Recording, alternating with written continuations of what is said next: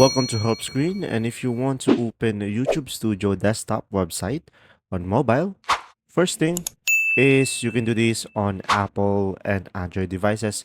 It will be just the same process, so stick with me. So first, just simply open up a browser, which is Chrome. I recommend having Chrome into your device.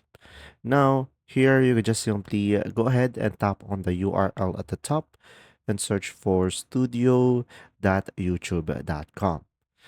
So guys, in default, you should be able to see here, get the app. So from here, you could just simply go to the bottom, continue to studio. So tap on it. And after that, as you can see, it will be automatically on desktop mode. So if you don't have a desktop mode turned on, you could just simply go ahead and select the three dots on the top right corner.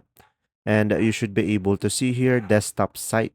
So tap on it in order for you to enable the desktop mode into a Chrome, and it will look like just like when you are using a computer. I hope this video helped you understand more. Thanks for watching.